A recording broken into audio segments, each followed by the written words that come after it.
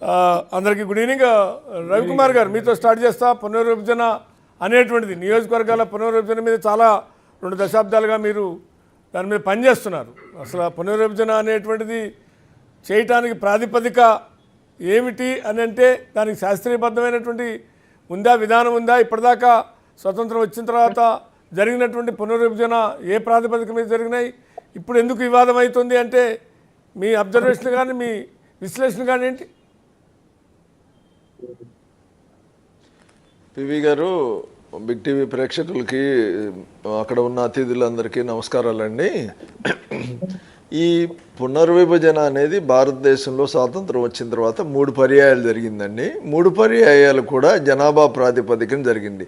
అదంటే మొదటి 61, 71, 56 అప్పుడు ఏంటంటే మనకు స్వాతంత్రం వచ్చినప్పుడు ఉన్న భారతదేశ విభజిత అంటే పాకిస్తాన్, బంగ్లాదేశ్ కూడిన మన భారతదేశంలో ఉన్న సీట్ల సంఖ్య మనం విడిపోయిన తర్వాత మనం పునర్విభజన అనేది ఒకటి చేసుకుని మొదటి 2, 3 పునర్విభజనల వరకు మొదటి 2 దశాబ్దాల్లో జనాభా వృద్ధి రేట్లు వివిధ రాష్ట్రాల మధ్య పెద్ద తేడాలు లేవండి.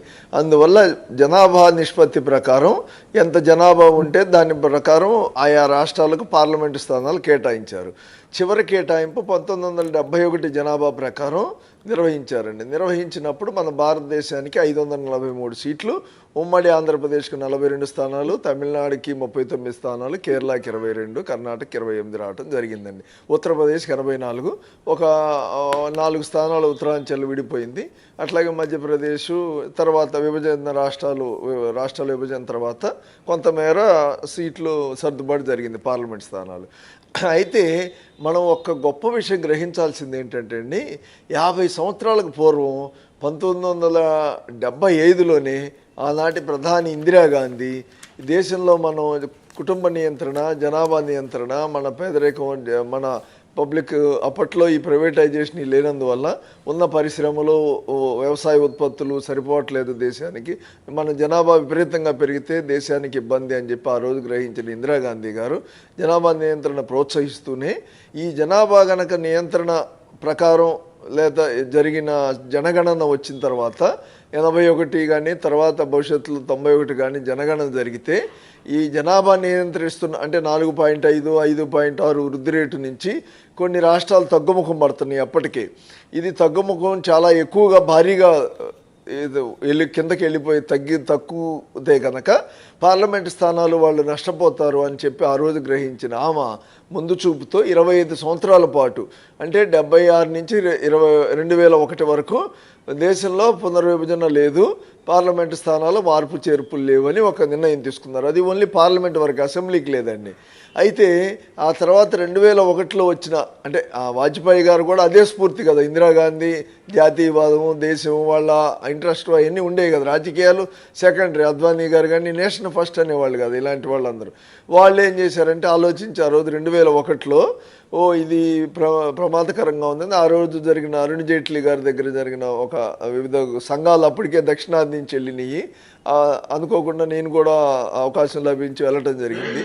ఆ రోజు ఆయన కూడా ఓకే అర్థమవుతుంది. అప్పటికి అంటే మనకి ఆంధ్రాకి ఒక 4 పార్లమెంట్లు, తమిళనాడుకి ఒక 5, కేరళకు ఒక 6 భారీగా తగ్గుతున్న పరిస్థితి కనపడుతుంది. ఈ తగ్గిని 1, 2, 3 రాష్ట్రాలకే పరిమితంగా పెరుగుతున్నాయి. అందువల్ల మళ్ళీ మరో 25 సంవత్సరాలు వాటిని ఫ్రీజింగ్ చేయడానికి అంటే 2026 వరకు నిర్ణయం తీసుకున్నారండి. ఆ రోజు జరిగినది ఇది. ఇప్పుడు పునర్విభజన జరిగితే 71 దామాషా ఇక్కడ 2 అండి. ఈ జనాభాని ఆ రోజు ఉన్న 71 ప్రకారం 10.54 లక్షలు ఒక్కొక్క పార్లమెంటు స్థానానికి. అంటే కేంద్రపాలిత ప్రాంతాలు, ఈశాన్యంలో ఉన్న చిన్న రాష్ట్రాలు మినహాయించి ఇప్పుడున్న ప్రకారం 25, 28 రాష్ట్రాలకు అది వర్తిస్తుందండి. ఆ ఈశాన్య రాష్ట్రాలకి, కేంద్ర పాలితానికి జనాభా అనేది వర్తించదు. ఇప్పుడు అండమాన్ ఉంటుంది, 5 లక్షలు 4 లక్షలు ఉంటుంది, కొన్ని 8 లక్షలు ఉంటుంది. అందుకని వాటిని పరిగణలోకి తీసుకోరు, మిగిలిన రాష్ట్రాలనే తీసుకుంటారు. ఆ పరిగణలోకి తీసుకున్నప్పుడు ఏమవుతుందంటే ఇప్పుడు మన స్టాలిన్ గారు కొంతమంది డిమాండ్ ఏంటంటే 1 50 సంవత్సరాల పాటు వద్దు, 2 ఒకవేళ చేస్తే కనుక 71 జనాభా ప్రకారం కాదు వాళ్ళు చెప్తుంది. 71 జనాభా అయితే మనకు ఉత్తరప్రదేశ్కి ఒక 250 అవుతాయి. వాళ్ళు నిష్పత్తి అంటే ఏ నిష్పత్తి ఉందో వాళ్ళకి ఆ రోజు సీట్లు కేటాయింపు ఆ నిష్పత్తి ప్రకారం ఇవ్వమంటున్నారు. ఇప్పుడు అలా చేయటమా? అలా చేస్తే నిష్పత్తి ప్రకారం ఎందుకు చేస్తారు? బీజేపీ చేయదు కదండి. ఇంకొక అంశం ఏంటంటే ఇప్పుడు నాకు ఉన్న కొద్దిపాటి అనుభవం దృష్ట్యా ఇప్పుడు వాళ్ళు 880 అనుకుంటున్నారు, జనాభా కాకుండా 880 చేసి దాన్ని జనాభా ప్రకారం పంచాలని. లేదు 25 తాత్కాలిక వరల్డ్ పాపులేషన్ డేటా ప్రకారం చూస్తే 858 పార్లమెంటు స్థానాలు వస్తాయండి.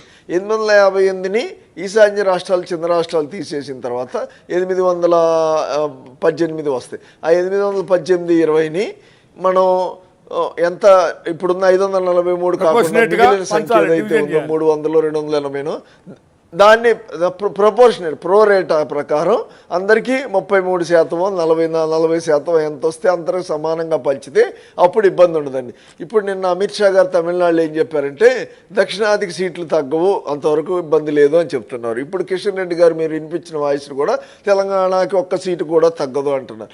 కానీ పెరిగే సీట్లు దేశంలో అన్ని రాష్ట్రాలకి సమాన ప్రోరేటా నిష్పత్తి ప్రకారం పెరగాలి, జనాభా నిష్పత్తి కాదు అనేది కనుక తీసుకోకపోతే ఇప్పుడు దక్షిణాదికి కేంద్ర పార్లమెంటులో 24% ఉన్న ప్రాతినిధ్యం ఏదైతే ఉందో అది 19%, ఇంకా తక్కువకు పడిపోయిందా? రేపు తుది డేటా అంటే ఇప్పుడు మనకి తాత్కాలిక అంచనాలే. ఇప్పుడు నేను చెప్పేయన్ని రేపు జనగణన జరిగిన తర్వాత తుది లెక్కలు వచ్చిన తర్వాత అది 18% పడిపోయినా మీరు ఆశ్చర్యపోవక్కర్లేదు.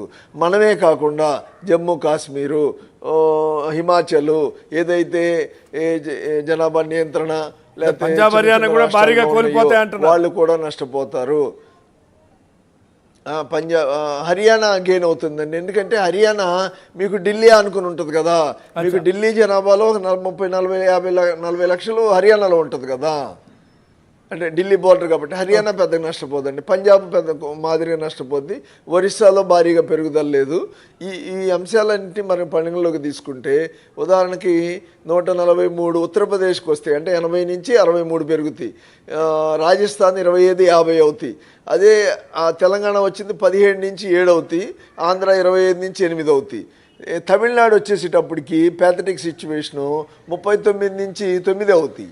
రాజస్థాన్ 25 నుంచి 50 అవ్వగలింది, తమిళనాడు 39 నుంచి 50 అవ్వకూడదా?